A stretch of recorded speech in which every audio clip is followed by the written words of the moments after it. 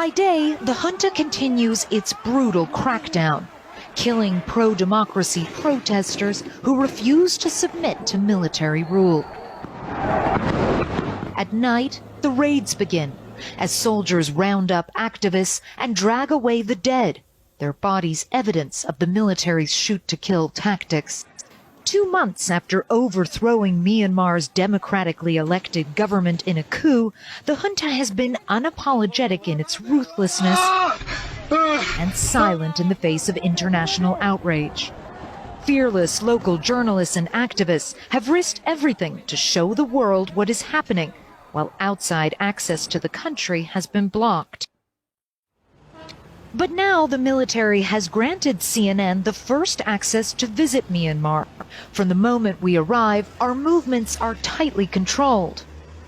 Gives you a sense of the intense level of security with us. 1, 2, 3, another 3 over there, 6 trucks full of soldiers accompanying our every move. At township offices across Yangon, alleged victims of the protest movement dutifully await us. They tell us they have been beaten and threatened and humiliated by the violators, a pejorative term the military uses for the pro-democracy protesters. In North Okalapa Township, the local administrator complains that the demonstrators were noisy and broke the law by gathering in groups of more than 5. Are you seriously comparing these infractions to more than 500 people being killed, among them children? Are you saying that these are equal? Our minders are perturbed by the question, and it goes unanswered. They take us to a shopping center, one of 2 attacked by arsonists overnight. Like many businesses in Myanmar, they are partially owned by the military. The strong implication from our minders is that the protesters are to blame. It's a similar story at several burned-out factories.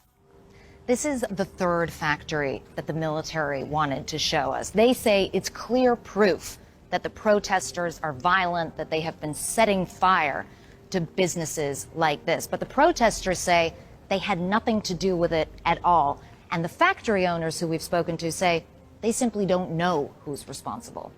Sandra's Chinese-owned garment factory was completely destroyed. She asked we not show her face. Do you have any sense of what you will do now? Waiting for the government give me some helping. Yeah. Who is the government right now in Myanmar? Sorry, is that a hard question? Yeah. I don't know. Every moment of our visit is carefully choreographed. When protesters begin posting about our movements on social media, the military cuts off Wi-Fi across the country. Still, from the window of our convoy, we catch glimpses of reality. Some people from the balcony just flashed 3 fingers at me. That's the Hunger Games salute, which has become emblematic of this uprising. I'm speaking very quietly because I don't want our minders to know what they just did, because honestly, it could be a very dangerous situation for them. We pass a small protest, rejecting Myanmar's return to more than half a century of repressive military rule. Their banner calls for a spring revolution.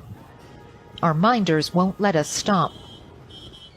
Finally, after days of pushing, we are allowed to visit a public space, an open market. We avoid approaching anyone, mindful of the fact that we are surrounded by security forces. But within minutes, one brave man flashes the 3-finger salute.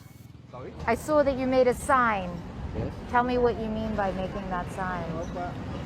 No, we don't. You just stand back. That okay? is justice. Justice. We want justice. You want justice? Justice, yes. Moments later, another man approaches. Not scared. Not scared. Not weapon. We don't have a not weapon. Not scared. But every day, fighting. Every day. Just like that. Just like that. They're banging. As word of our presence spreads, we hear an unmistakable sound. Banging pots and pans is a tradition to get rid of evil spirits. but it has become the signature sound of resistance. This young teacher says she ran to talk to us when she heard the noise. You want democracy? We want democracy. We don't want military coup. You know we're surrounded by military, like this guy. I'm not afraid at all. If we are afraid, we people around here will not hit the band and the pen. Like many young people, she sees her future being ripped away. We don't want to go back to the dark age. We lost our voice, and we had democracy only for 10 years because we don't have weapons, we don't have guns, just only we have voice. But even words can be punished here. Democracy! Not wanting the situation to escalate, we decide to leave the market as people honk their horns in support of the protest movement. The junta has grossly underestimated the determination of its people and the growing hatred for the military. In the capital, Naypyidaw, we finally have the opportunity to confront Myanmar's senior military leadership. I will tell you the reason why we have to crack down. The protests were peaceful from February 1st to the 8th. The reason for the crackdown was because they blocked civil servants. The security forces are giving warnings. Firstly, shouting to break the crowds and then shooting in the air. And the crowds are throwing stones and using slingshots. Are you seriously comparing stones and slingshots to assault rifles? The military is using weapons against its own people that really only belong on the battlefield. The main thing is, they are not only using stones and slingshots. We have evidence they use gasoline and Molotov cocktails. You have to add those too. For the security forces, they use crackdown weapons for riots. There will be deaths when they are cracking down the riots, but we are not shooting without discipline, with the rifles we use for the front lines. So this is CCTV footage of 17-year-old Kwame La going past a police convoy. You can see the police shoot him on the spot. His autopsy later said that he suffered brain injury as a result of a cycling accident, which I think we can all see that's not a cycling accident. How do you explain this? If that kind of thing has occurred, we will have investigations for it. We will investigate it if it's true or not. There may be some videos which look suspicious, but for our forces, we don't have any intention to shoot at innocent people. So 14-year-old Tuntun Ong, who was killed by your forces, what do you say to his mother? You say that he was a violent protester? Or what would you say to the father of 13-year-old Tun Mat Win, also shot dead by your forces? We have heard about the deaths of the children too. There is no reason we will shoot children. This is only the terrorists that are trying to make us look bad. But the lies are paper thin.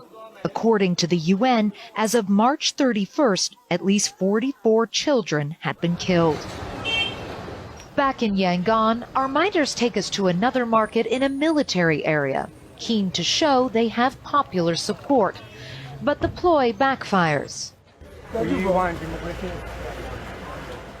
I understand.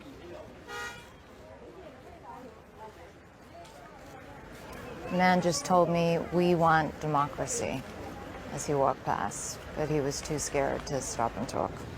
Others are more bold. Please save our country. Save your country. These people are not activists. They are ordinary citizens, and they live in fear of the military. You have goosebumps. You're like shivering. They are not human. Yeah. They're not human. They are desperate for the outside world to know their pain. One girl approaches us shaking. I feel like you're very nervous. Are you okay? Yeah. We are not sick anymore.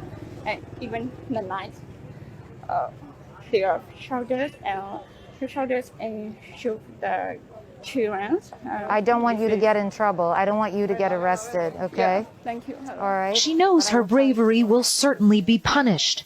But this is a resistance movement built on small acts of great courage.